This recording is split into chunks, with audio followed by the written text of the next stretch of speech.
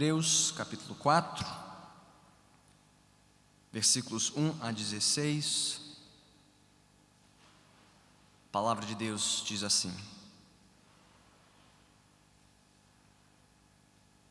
visto que nos foi deixada a promessa de entrarmos no descanso de Deus, que nenhum de vocês pense que falhou, pois as boas novas foram pregadas também a nós, tanto quanto a eles. Mas a mensagem que eles ouviram de nada lhes valeu, pois não foi acompanhada de fé por aqueles que a ouviram. Pois nós, os que cremos, é que entramos naquele descanso, conforme Deus disse: assim jurei na minha ira, jamais entrarão no meu descanso, embora suas obras estivessem concluídas desde a criação do mundo. Pois em certo lugar ele falou sobre o sétimo dia nestas palavras: no sétimo dia Deus descansou de toda a obra que realizara. E de novo na passagem citada há pouco diz: jamais entrarão no meu descanso. Portanto, resta entrarem alguns naquele descanso, e aqueles a quem anteriormente as boas novas foram pregadas não entraram, por causa da desobediência. Por isso, Deus estabelece outra vez um determinado dia, chamando-o hoje, ao declarar muito tempo depois, por meio de Davi, de acordo com o que fora dito antes: se hoje vocês ouvirem a sua voz, não endureçam o coração. Porque se Josué lhes tivesse dado descanso, Deus não teria falado posteriormente a respeito de outro dia. Assim, ainda resta um descanso sabático para o povo de Deus, pois todo aquele que entra no descanso de Deus também descansa das suas obras, como Deus descansou das suas. Portanto, esforcemo-nos por entrar nesse descanso, para que ninguém venha a cair seguindo aquele exemplo de desobediência. Pois a palavra de Deus é viva e eficaz, e mais afiada que qualquer espada de 2 gumes. Ela penetra até o ponto de dividir alma e espírito, juntas e medulas, e julga os pensamentos e intenções do coração. Nada em toda a criação está oculto aos olhos de Deus. Tudo está descoberto e exposto diante dos olhos daquele a quem havemos de prestar contas. Portanto, visto que temos um grande sumo sacerdote que adentrou os céus, Jesus, o Filho de Deus, apeguemo-nos com toda a firmeza à fé que professamos. Pois não temos um sumo sacerdote que não possa compadecer-se das nossas fraquezas, mas sim alguém que, como nós, passou por todo tipo de tentação, porém sem pecado. Assim, aproximemo-nos do trono da graça com toda a confiança, a fim de recebermos misericórdia e encontrarmos graça que nos ajude no momento da necessidade. Louvado seja o Senhor pela sua santa palavra. Oremos mais uma vez. Senhor bendito, que palavra rica, densa e exigente que acabamos de ouvir. Exigente não só para a nossa compreensão, mas também para a nossa aceitação e rendição. Ó Senhor, vem trabalhar em nossas mentes e corações nesta noite, pelo poder da Tua palavra viva e eficaz, penetrante, mais cortante do que uma espada de 2 gumes. Ó Senhor, vem nos sondar, vem nos ferir, vem nos limpar pela Tua palavra, removendo, Senhor, toda raiz de incredulidade, de desobediência, e despertando em nós uma nova fé e uma nova confiança nas Tuas promessas. Ó Senhor, vem nos conduzir agora na meditação da Tua santa palavra, para que saímos daqui encorajados, desafiados certamente, mas capacitados pelo Senhor para avançarmos em nossa peregrinação nesta terra. E por tudo isso te daremos toda a honra, toda a glória e todo o louvor, em nome de Cristo Jesus. Que a igreja diga amém. E podemos sentar.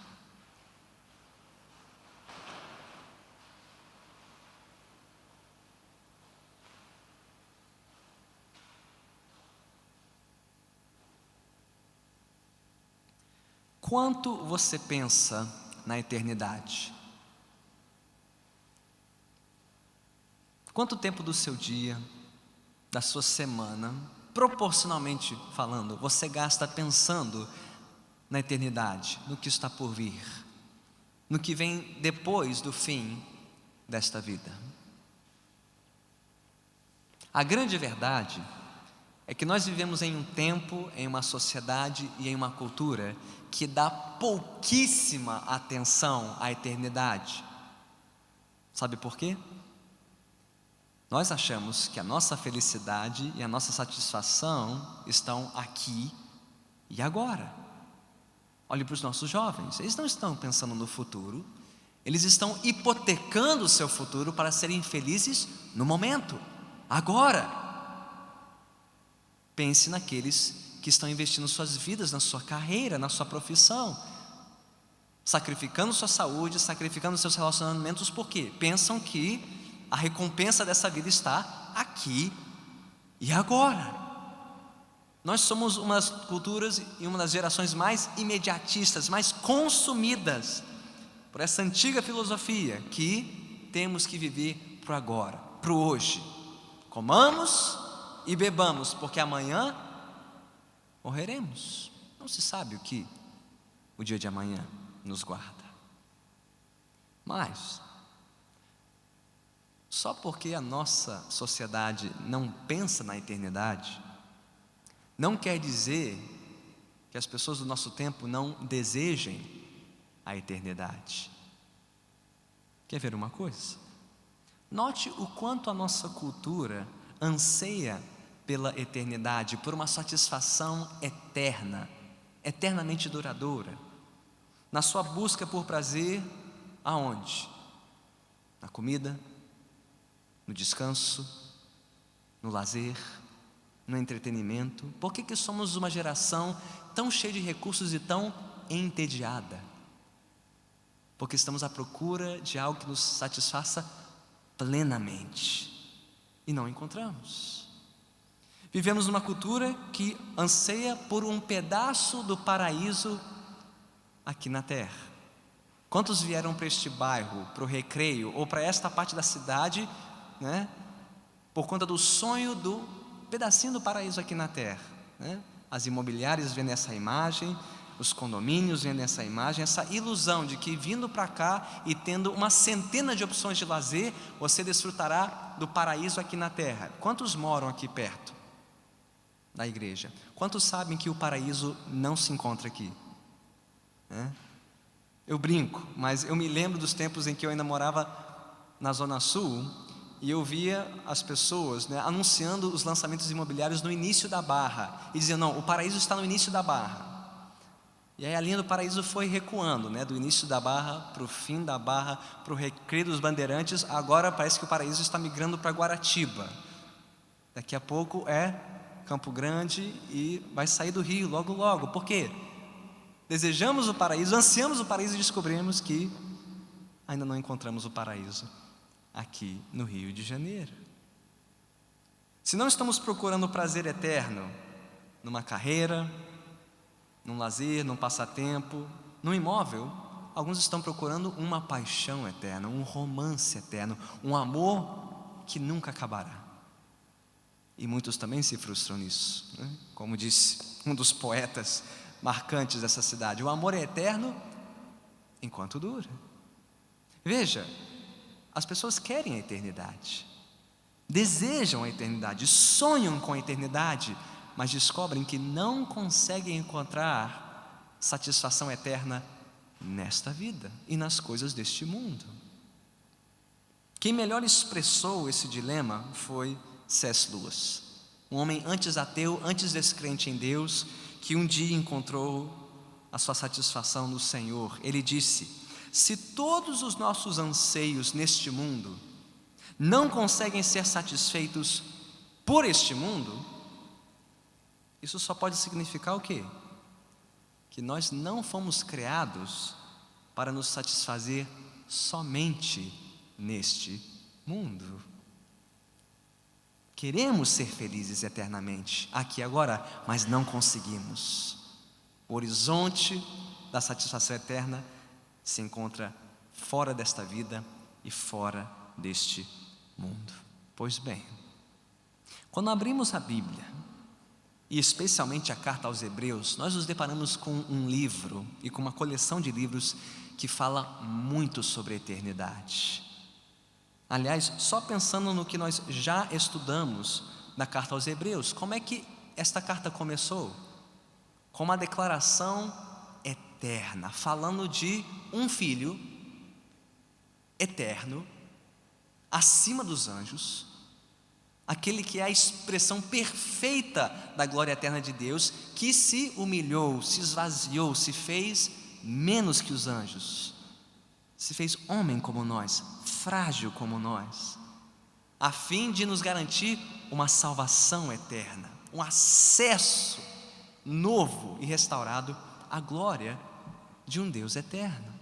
O livro começou assim, na presença eterna de Deus, descendo para a história para nos socorrer e para nos levar de volta à presença de um Deus glorioso, por meio do sangue e do sacrifício de Jesus Cristo.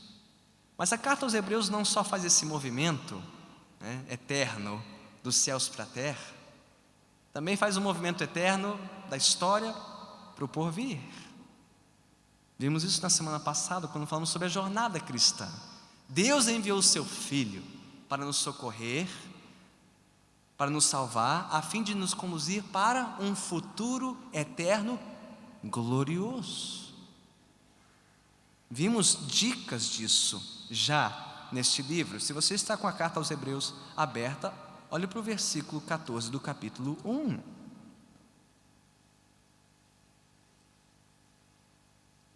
Hebreus 1,14 diz: os anjos não são todos eles espíritos ministradores enviados para servir aqueles que hão de herdar a salvação? Capítulo 2, versículo 10: ao levar muitos filhos à glória, convinha que Deus, por causa de quem, por meio de quem tudo existe, tornasse perfeito, mediante o sofrimento, o autor da salvação deles. Capítulo 3, versículo 1. Portanto, santos irmãos, participantes do chamado celestial. Do que o autor está falando? De um destino futuro, eterno, glorioso, algo que ainda está por vir. E por que ele faz isso tantas vezes? Porque, como nós já ouvimos, os leitores, os primeiros leitores desta carta, corriam um grande perigo. Eles corriam o perigo de desviar o seu olhar de Jesus e se esquecerem da promessa de um destino eterno e glorioso, e por isso ficarem pelo caminho e não chegarem ao final da sua jornada. Os cristãos hebreus cogitavam abandonar o Evangelho e com isso abandonar a esperança da eternidade em Cristo Jesus. Então temos a carta aos Hebreus, que serve de reforço, de um encorajamento: não tirem os olhos de Jesus, o Filho eterno de Deus, e não tirem os olhos da promessa de Jesus, o descanso eterno que está por vir. Os primeiros 3 capítulos desta carta já nos falaram muito sobre quem é Jesus, o Filho eterno de Deus. Mas neste capítulo 4, o foco está onde?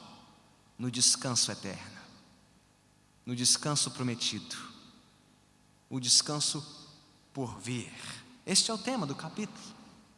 O autor quer lembrar que Cristo veio nos conduzir para um fim glorioso. E assim como não devemos tirar os olhos de Jesus, nosso guia fiel nessa jornada, não podemos tirar os olhos da promessa de Jesus e do destino final, eterno e glorioso desta jornada.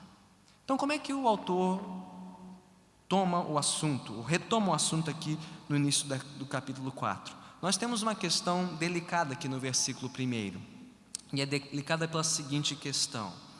Na tradução que nós lemos, a Nova Versão Internacional, o tom do capítulo parece ser um tom de conforto e consolo.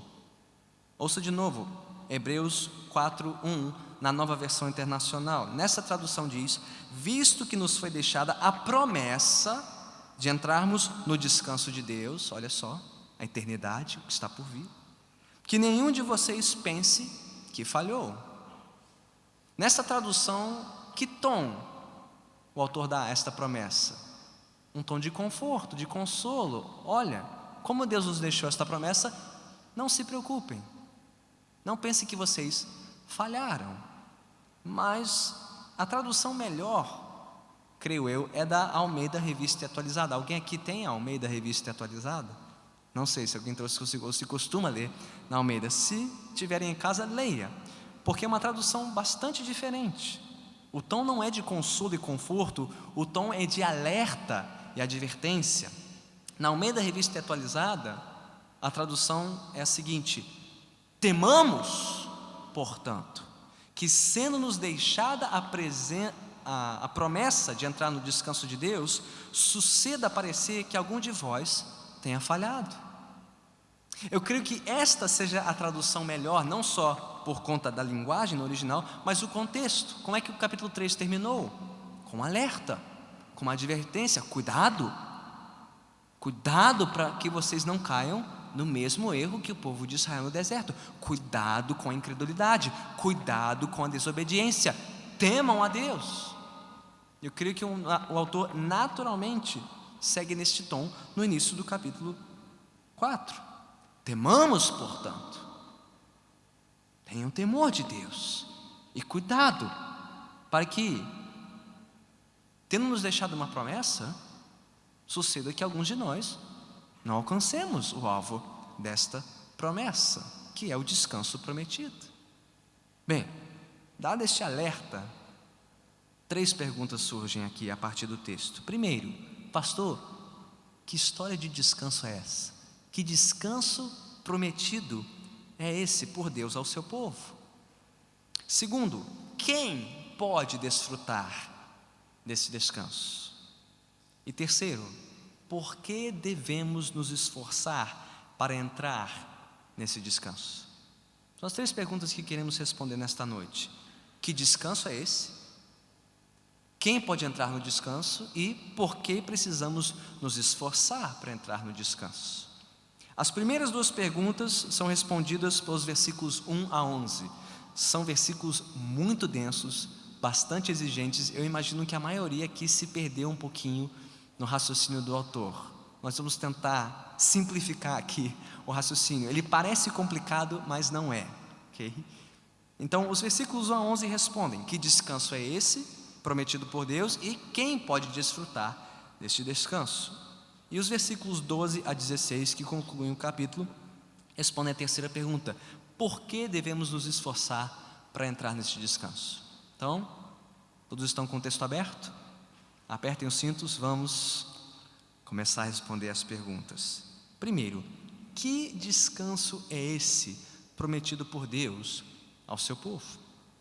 É uma das palavras mais repetidas nos primeiros 11 versículos, e creio que o autor apresente aqui para nós uma série de sombras desse descanso, ou revelações parciais deste descanso ao longo da história. Ele vai fazer uma viagem pelo tempo. Ele vai voltar para Gênesis, vai falar sobre o povo de Israel, vai falar sobre Josué e Davi, e vai terminar no fim da história. Então, em 11 versículos nós vamos do início ao fim da história. E o que o autor quer nos mostrar é que ao longo desta história há uma promessa de um descanso que marca cada etapa da história do povo de Deus. Comecemos pelo início. O primeiro descanso, versículos 3 e 4 falam sobre o descanso de Deus na criação. Ao tratar deste tema, o autor lembra-se na primeira referência a um descanso na Bíblia. E quem foi o primeiro a descansar? Lá em Gênesis capítulo 2, versículo 2. Foi Deus. E talvez você se pergunte, como assim? Por que Deus teve que descansar no sétimo dia? Que história é essa, pastor? Deus se cansa? Deus não é onipotente? Deus não é capaz de todas as coisas? Que linguagem é essa de descanso? E por que a Bíblia relata este descanso? A imagem ou a linguagem que é usada em Gênesis expressa o seguinte: a imagem de um rei que, após ordenar o seu reino, colocar tudo em ordem, estabelecer tudo no seu devido lugar, descansa no seu trono para reger o seu domínio. E é uma imagem própria de Deus, porque quando Gênesis fala que Deus criou tudo, fala que Deus criou tudo como o seu rei, como o Senhor da criação. Ele colocou tudo no seu devido lugar. Nos 6 dias da criação, separou céus e terra, porção seca da porção molhada, habitou cada uma dessas esferas, colocou o ser humano lá no jardim para representar o seu reino. Ele olhou para trás, viu que tudo era bom e no sétimo dia ele descansou. Isso não quer dizer que Deus parou de trabalhar. Não. Quer dizer que Deus assumiu o controle da sua criação e continuou trabalhando, por assim dizer, para sustentar e dirigir esta criação pela sua regência sábia. Agora, por que o autor traz à memória o descanso de Deus na criação? Porque eu creio que ele acertadamente viu que Deus convidou o ser humano para participar deste descanso. Tanto é que no Antigo Testamento Deus separou um dia da semana, chamado sábado, para que todos descansassem, todos reconhecessem que Deus é o soberano da terra e confiassem que Ele supriria o seu povo. Mas a questão principal aqui, o descanso que Deus queria compartilhar com a raça humana, não era tanto a nossa inatividade, o não trabalhar em um dia, da semana, mas o fato de confiarmos em Deus como o Senhor de toda a criação. Ou seja, não bastava apenas no Antigo Testamento tirar um dia em 7 para não trabalhar, se isso não representasse o quê? Uma confiança em Deus e uma submissão a Ele como o Senhor de toda a criação. Então temos esse padrão em Gênesis. Deus criou em 6 dias e no sétimo descansou. E Ele convidou a raça humana para descansar nele, para confiar nele e se submeter a Ele como seu rei. Mas a questão é, as coisas ficaram assim? Permaneceram assim, como Deus ordenou? Todos nós sabemos a resposta: não. Então Deus fez uma nova oferta de um descanso. É o que diz os versículos 5 a 8, a segunda etapa, ou a segunda sombra do descanso do qual o autor fala, é o descanso de Deus para o povo de Israel. Após a queda da raça humana em Adão, Deus reofertou o seu descanso para o povo de Israel. Como? Tirando do Egito, tirando da sua escravidão para conduzi-lo para Canaã, a terra prometida, que deveria ser um novo paraíso, um novo jardim. Ali o povo descansaria na presença de Deus, confiando em Deus para a sua provisão. Essa é a linguagem que Deus usa no Antigo Testamento para falar da terra prometida. Mas o que aconteceu? O autor nos falou no capítulo 3, o povo confiou na promessa de Deus, o povo tomou posse da terra prometida. O que aconteceu? O povo desconfiou, duvidou da provisão de Deus, se rebelou contra o seu Senhor e por isso deixou de entrar no descanso prometido. É isso que o autor insistentemente traz à tona aqui, desde o capítulo 3 até o capítulo 4. Aquela geração não entrou no descanso, por quê? Não é porque eles continuaram trabalhando, mas é porque eles não continuaram confiando e obedecendo a Deus. Eles abriram mão da oferta de um descanso na presença de Deus. Mas aí vem a pergunta: quer dizer que a promessa acabou aí? Adão abandonou a promessa do descanso, a geração do deserto abandonou a promessa do descanso, acabou aí? Não, diz o autor. Por quê? Uma geração entrou na terra prometida. Quem entrou? Josué, ele é citado aqui no versículo 8. Eles entraram na terra, descansaram na terra. Então, o que nós esperaríamos? Que finalmente o povo descansou, finalmente o povo confiou. Mas aí vem a pergunta: então por que Davi falou de um outro descanso? É a pergunta que é feita aqui nos versículos 7 e 8. Se gerações depois de Josué, que ocupou a terra prometida, Davi ainda estava falando de um descanso prometido, isso quer dizer que não, o povo de Israel ainda não conheceu esse descanso, mesmo estando na terra prometida. Porque os seus corações não descansaram em Deus, eles não confiaram na provisão de Deus, eles endureceram o coração.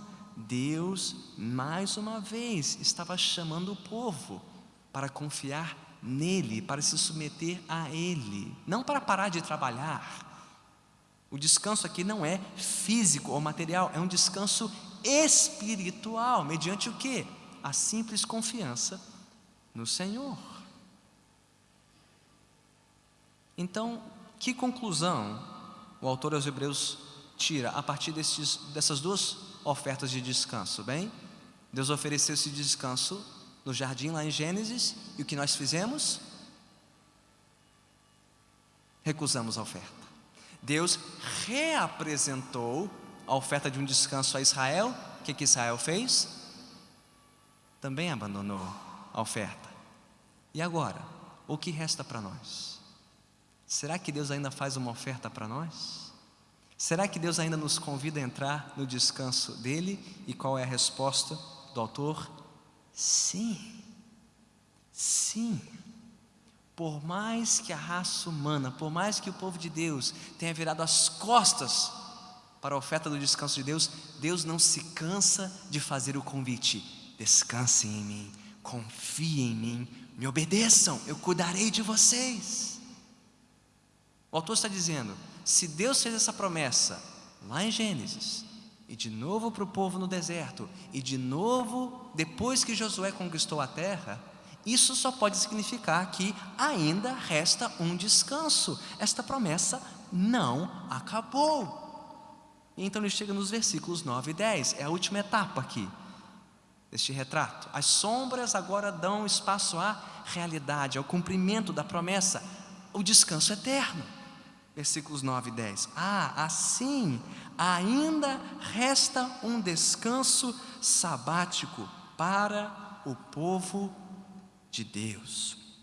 Pois todo aquele que entra no descanso de Deus também descansa das suas obras, como Deus descansou das suas. Há um descanso que nós ainda não conhecemos. Há um descanso que esta criação ainda não desfrutou. E a tradução melhor aqui no versículo 9 talvez seja não descanso sabático, mas uma celebração sabática. A celebração final na presença de Deus. Quando, versículo 10, todos nós descansaremos das nossas obras, descansaremos da nossa luta, do nosso trabalho, e finalmente estaremos com Deus para todo sempre. Este é o descanso pelo qual a criação sempre aguardou e que sempre foi prometido ao povo de Deus. Não um descanso físico, mas um descanso espiritual. Não o fim do nosso trabalho e esforço físico, mas o fim da nossa desconfiança e rejeição da oferta de Deus. Uma vida vivida na presença de Deus e na confiante provisão de Deus. Já respondemos a primeira pergunta: que descanso é esse? Mas então vem a segunda pergunta: quem pode desfrutar deste descanso que Deus ofereceu desde o início da criação e que nos aguarda no fim da história? O que o autor diz? Ele começa dizendo quem não entrou no descanso, quem não pôde desfrutar do descanso. E quem ele tem em vista aqui? O povo de Israel. Ele falou isso no capítulo 3. O povo que padeceu no deserto não pôde desfrutar do descanso. E ele faz questão de dizer nos versículos 1 e 2: não foi por falta de oportunidade. Talvez alguns hebreus dissessem: não, mas nós ouvimos o evangelho, eles lá não ouviram. Nós ouvimos as boas novas, eles não. Nós tivemos a oportunidade de entrar, eles não. O que diz o texto do versículo 2?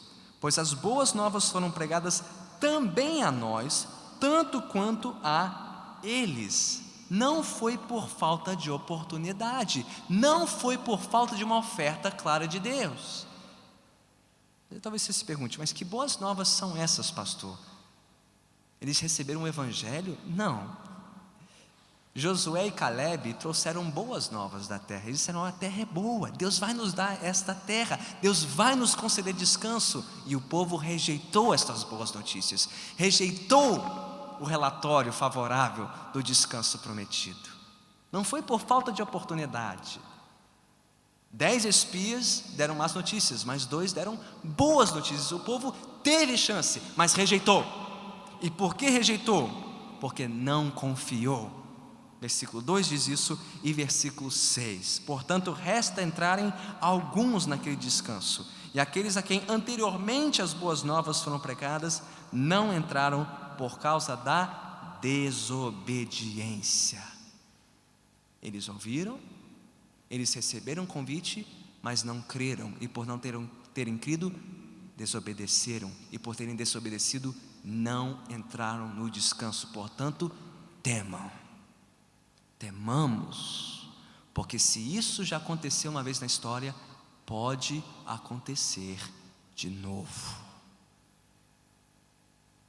Quem rejeita a oferta desse descanso, quem duvida, descrê e desobedece, não pode entrar, e não entrará no descanso eterno, diz o autor.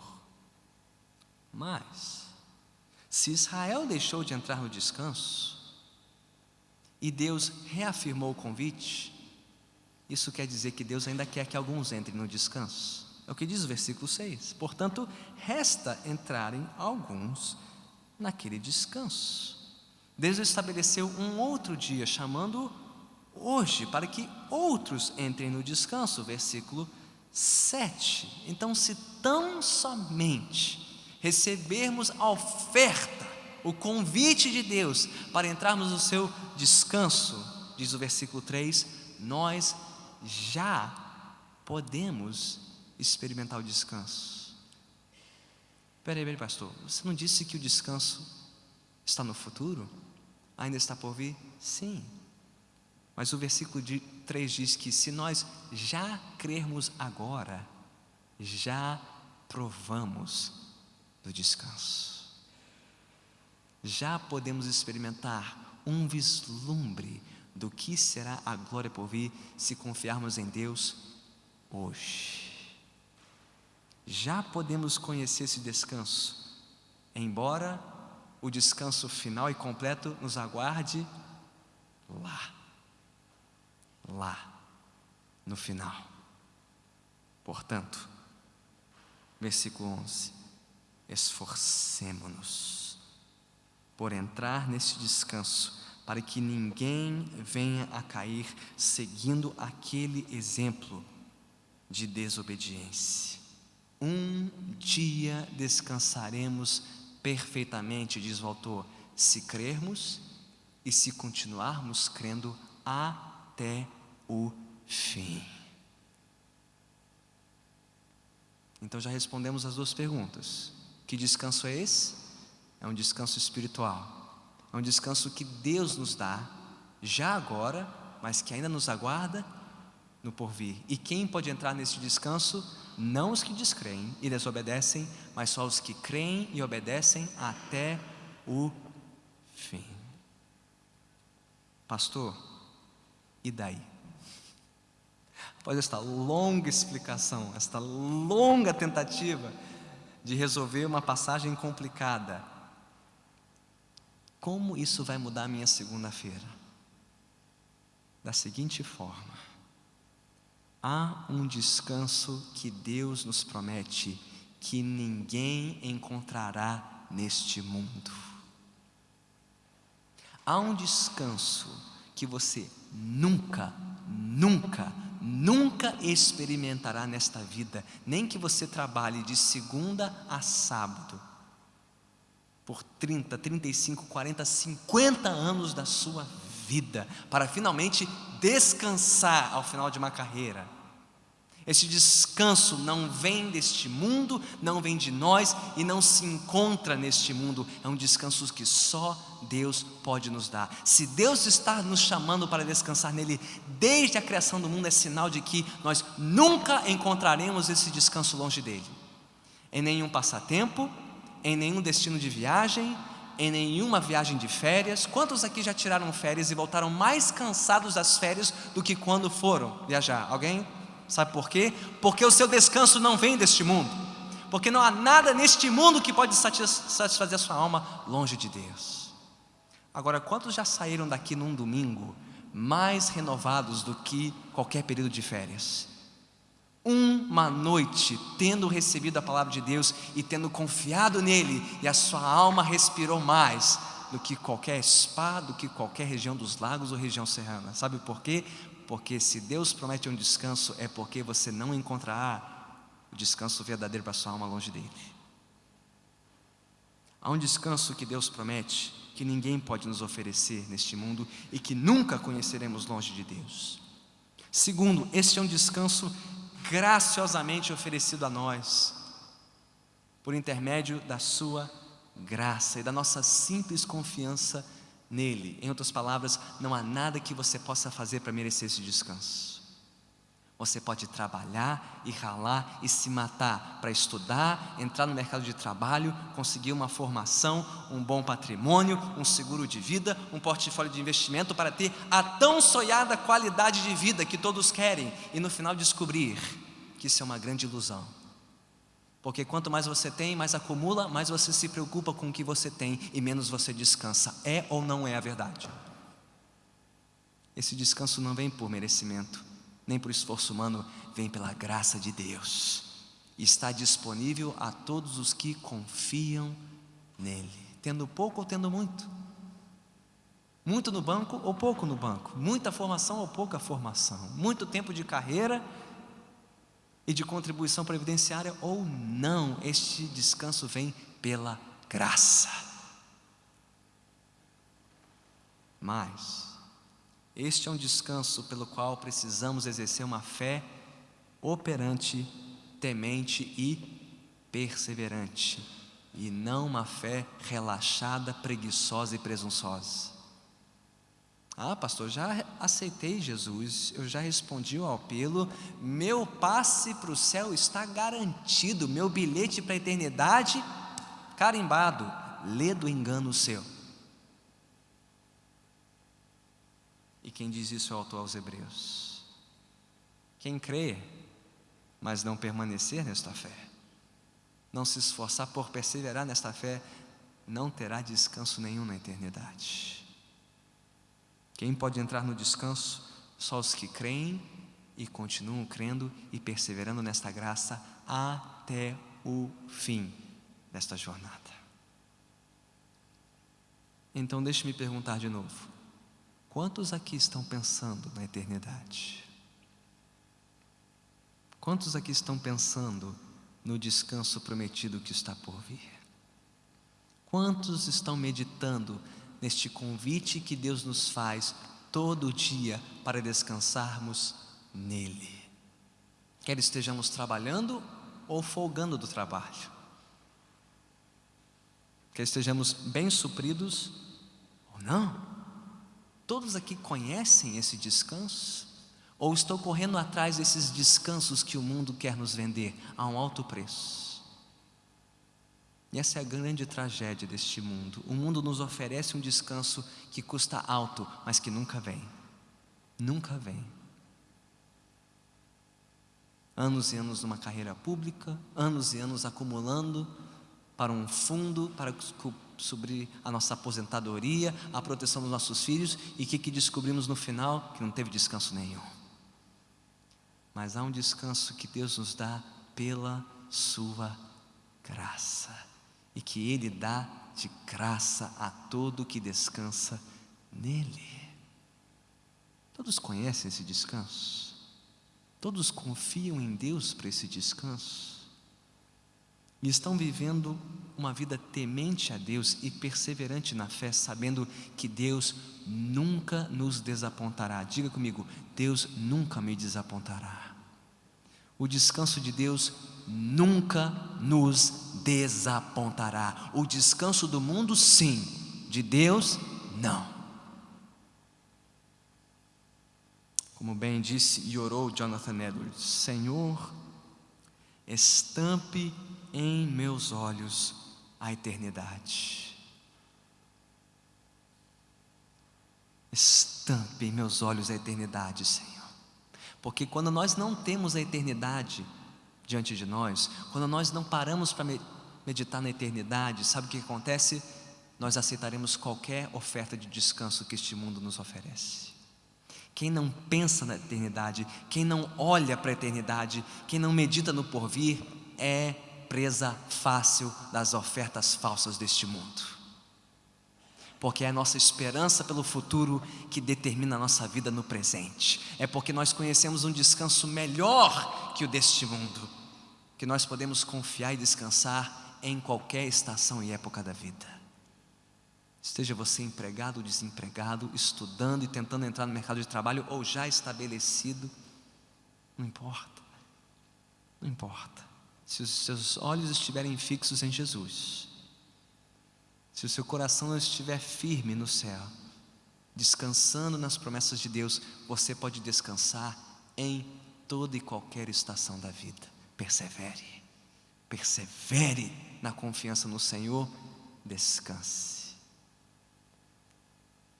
Mas aí vem a pergunta: pastor, se for assim, então por que eu preciso me esforçar para entrar nesse descanso? Versículo 11. Parece um contrassenso, não? Deus nos promete um descanso, Deus nos convida a descansar nele, então por que eu preciso me esforçar para entrar no descanso? Há um mistério aqui.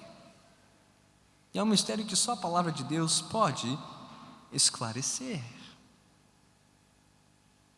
Mas o autor nos responde com palavras terríveis e gloriosas nos versículos 12 a 16. É a conclusão da passagem e a resposta à terceira pergunta: por que devemos nos esforçar para entrar neste descanso? A resposta vem em duas partes. Primeiro, versículos 12 e 13. Nós precisamos nos esforçar porque Deus manda. Ponto. Deus ordena. Mesmo que um filho não compreenda a ordem do seu pai, se ele tiver juízo, o filho obedece. Ele pode entender melhor depois, mas se ele teme e confia no seu pai, ele obedece. Assim também um filho de Deus. Por que devemos nos esforçar? Por que não devemos relaxar e nos acomodar numa fé superficial e medíocre? Pela seguinte razão: Hebreus 4, versículos 12 e 13. Porque a palavra de Deus é viva e eficaz, e mais afiada que qualquer espada de dois gumes. Ela penetra até o ponto de dividir alma e espírito, juntas e medulas, e julga os pensamentos e intenções do coração. Nada em toda a criação está oculto aos olhos de Deus. Tudo está descoberto e exposto diante dos olhos daquele a quem havemos de prestar contas. Um dia, todos nós aqui, sem exceção, estaremos diante do juiz prestando contas por cada palavra que ouvimos deste púlpito e por termos obedecido ou não às palavras de Deus. Por isso, temam e tremam. A passagem diz mais: não só que um dia estaremos prestando contas a Deus, mas que antes disso, tudo dentro de nós está desvendado perante os olhos de Deus. O que você está pensando agora e o que você acabou de pensar e o que você está prestes a pensar, Deus já sabe. Tudo que você fez essa semana e tudo que você está pensando em fazer nos próximos dias, Deus já sabe, porque ninguém se esconde de Deus. Tudo está descoberto, desvendado. Ninguém pode fugir de Deus. Quanto mais alguém que já ouviu a voz de Deus, quanto mais alguém que já ouviu a voz viva, eficaz, penetrante e cortante de Deus, mais afiada que uma espada de dois gumes, que penetra até o nosso íntimo, dividindo alma e espírito, juntas e medulas. A linguagem aqui não é exata, não é médica. Afinal de contas, como é que alguém pode separar juntas e medulas? Uma coisa não tem muito a ver com a outra. O propósito não é esse. O propósito aqui é falar da precisão cirúrgica da palavra. A palavra confronta o incrédulo, confronta o descrente, confronta o acomodado, confronta aquele que está relaxado na sua fé, dizendo: não, eu já criei em Jesus, eu já respondi o apelo, eu vou para o céu e não preciso me preocupar. Lê do engano seu, e a palavra te confronta nesta noite. Ai de quem descansa, ai de quem foge do olhar penetrante e cortante da palavra. Você não engana Deus, você não se esconde de Deus, você prestará contas a Deus, se usar a palavra dele para descansar e não perseverar na fé. É isso que o autor está dizendo. Da palavra de Deus ninguém foge, do juízo de Deus ninguém foge, do olhar de Deus ninguém pode fugir. Então, se Deus estiver falando com o seu coração nesta noite, não endureça o seu coração. Tema a Deus e ouça-o, obedeça-o e pare de relaxar na fé. Pare de viver uma vidinha medíocre, apática e preguiçosa, porque de Deus não se zomba. Se você semear isso, você vai colher disso.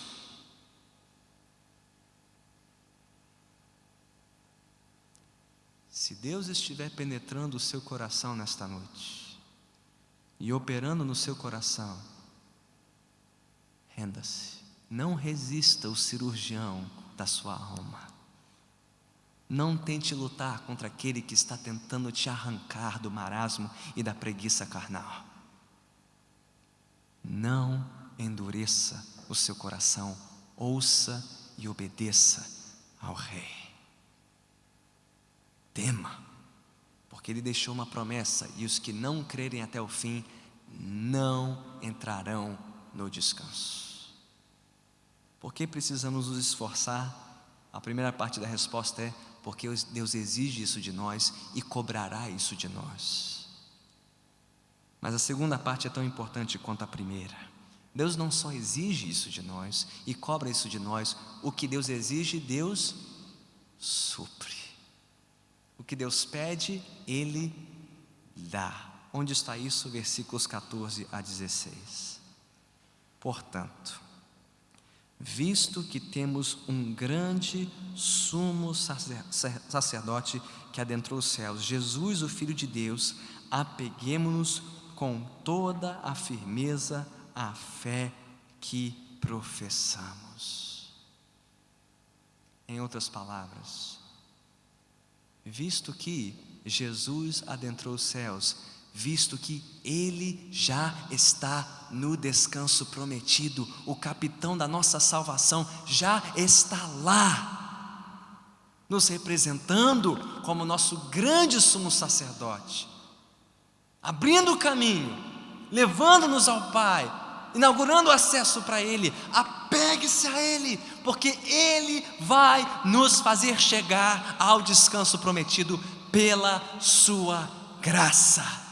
Ele é um grande sumo sacerdote, ele é digno da sua confiança, não o abandone, como pensavam fazer os cristãos hebreus. Não abandone Jesus, não abandone por causa de uma profissão, de uma carreira, um prazer passageiro, um estado de espírito apático e acomodado. Não abandone Cristo, Ele já chegou lá e Ele quer te conduzir até lá, se tão somente nós nos apegarmos firmemente à fé que professamos.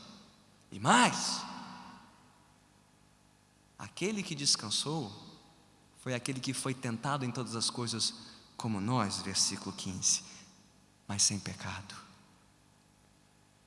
Ele sabe o que é sofrer, ele sabe o que é enfrentar toda sorte de tentação como nós, mas sem pecado. Por isso ele pode nos ajudar. Então, versículo 16, alguém aqui precisando de socorro? Alguém aqui precisando de ânimo e vigor? Alguém aqui precisando de fortalecimento na fé e perseverança? Então vá para Jesus, corra para o trono da graça, porque este é um trono de graça. O Rei é misericordioso e compassivo. Busque a graça no momento da necessidade, porque o Rei que te chama e te cobra é o Rei que quer te dar tudo o que você precisa para chegar no descanso eterno. Ora, isso nos faz pensar no seguinte nesta noite: existe alguém aqui sendo tentado a desviar o seu olhar do descanso prometido de Deus? Sua alma está sendo tentada a trocar a eternidade com Cristo por qualquer outro descanso terreno e passageiro? Você está sendo tentado a abandonar a promessa do descanso eterno por conta de uma preguiça carnal? Ah, pastor, eu não sinto nada, eu não sinto vontade de buscar a Deus, eu não tenho disposição, estou numa apatia terrível. É isso que está te impedindo? Ou a sua alma está sendo seduzida por algum prazer rival? Você não sente tanto prazer em Deus quanto você sente no mundo, nas rodas, nas amizades, no dinheiro, no prazer proibido, seja qual for. Sua alma está sendo seduzida por ambições mundanas?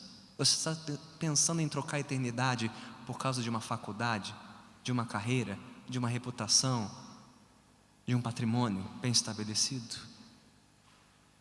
Ou você está sendo tentado a abandonar o descanso de Deus por causa de preocupações e aflições passageiras? Ah, pastor, está muito difícil, eu não consigo, a saúde está complicando, o dinheiro está escasso. Há alguém aqui nessa condição? Há alguém aqui sendo tentado a abandonar a promessa do descanso de Deus? E se estiver sendo tentado, a sua alma está esfriando, seu coração está se distanciando de Deus, e consequentemente você está deixando de olhar para Jesus, deixando de olhar para o céu e começando a desobedecê-lo. Então a palavra de Hebreus te dá duas ordens nesta noite. Primeiro, tema Deus, tenha temor de Deus e pare de brincar com a sua vida. Tenha mais temor de Deus do que temor de necessidades financeiras, apatia da sua alma, dificuldades no trabalho, reveses nos seus planos mirabolantes. Não, tema a Deus. É a primeira palavra da passagem. Temamos, portanto, tema a Deus, porque um dia você estará na presença dEle, prestando contas por essa palavra que você ouviu hoje. Não foi por falta de encorajamento e não foi por falta de convites de Deus. Tema a Deus e pare de brincar com a sua alma. Pare de correr atrás dos descansos deste mundo que não trazem descanso coisa nenhuma. Tema a Deus. E segundo, versículo 11, esforce-se. esforce-se por entrar no descanso prometido. Como? O texto deixa isso muito claro. Primeiro, todos os dias da sua vida, abra esse livro. Deixe que a palavra viva e eficaz penetre o seu coração e te mostre aonde você precisa se arrepender dos seus pecados, da sua preguiça, da sua acomodação, da sua apatia, dos seus prazeres divididos, da sua vida dupla. O que mais me desafia nesse livro não é o que eu tenho dificuldade de compreender, mas o que eu tenho dificuldade de aceitar. Por que tantos correm deste livro? Porque este livro é um espelho que mostra os lugares mais escuros e sombrios da minha alma e mostra que eu sou um pecador que tem que prestar contas a Deus um dia.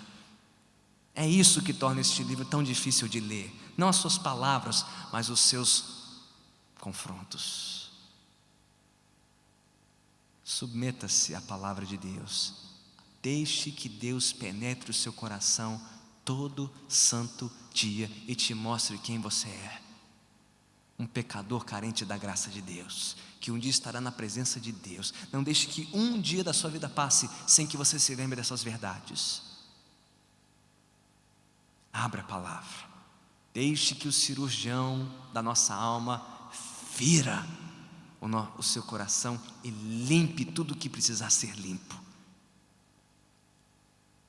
E corra para Ele em oração, porque o juiz é um salvador. O que te confronta é o que quer te salvar.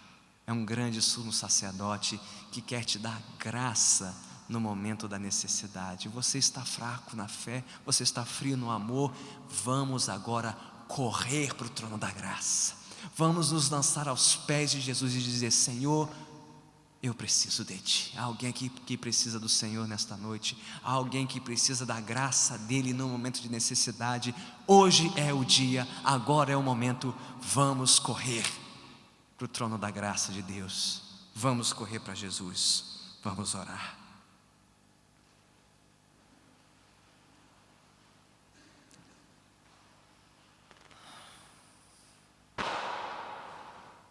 Se você quiser se prostrar na presença de Deus, este é o momento.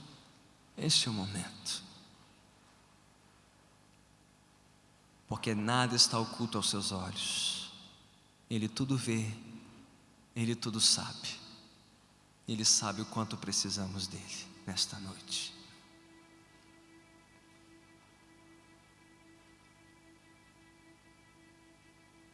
Senhor, tem misericórdia de nós. Tem misericórdia de nós. Por desdenharmos tanto deste convite que o Senhor nos ofereceu, de um descanso que este mundo não conhece e não pode nos oferecer. Um descanso que não vem pelo nosso esforço e trabalho, mas pela Tua graça imerecida. Que promessa, Senhor, que promessa gloriosa é essa que atravessa as gerações da história e que chegou até nós, a promessa do descanso eterno do Senhor. Quando um dia descansaremos de todo o nosso esforço, de toda a nossa luta e trabalho, estaremos contigo para todo sempre. Mas entendemos nesta noite, Senhor, que Tu pedes de nós uma contrapartida, que Te temamos, Senhor, que temamos não entrar neste descanso, que temamos ficar fora deste descanso um dia.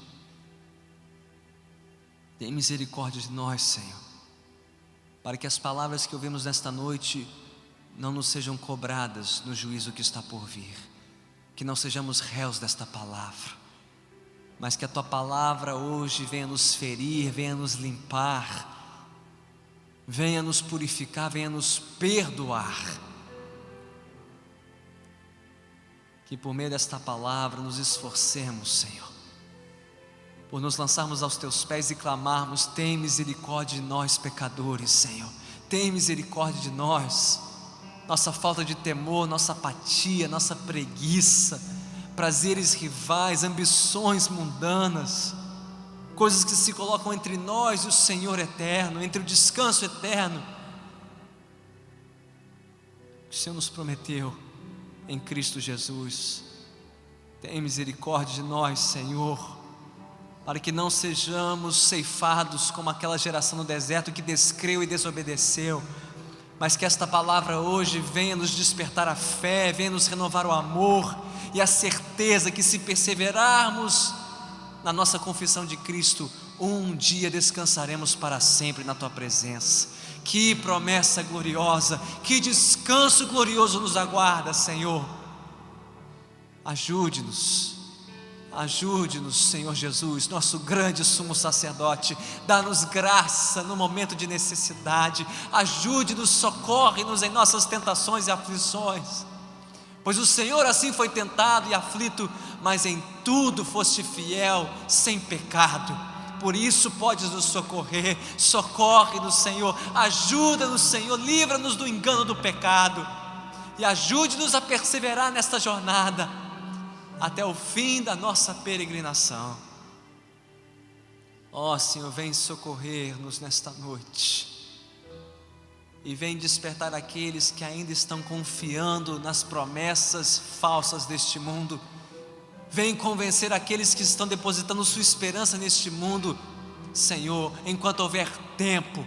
Ó Senhor, vem converter os nossos corações das falsas esperanças deste mundo,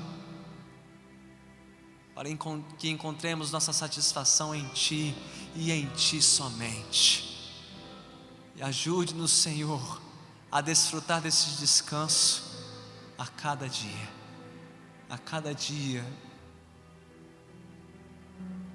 seja qual for a nossa situação, a nossa circunstância, que aprendamos a descansar no Senhor, a descansar nas Tuas promessas e a confiar que o Senhor, que começou uma boa obra em nós, haverá de completá-la um dia em Cristo Jesus. Louvado seja o Teu nome, Senhor.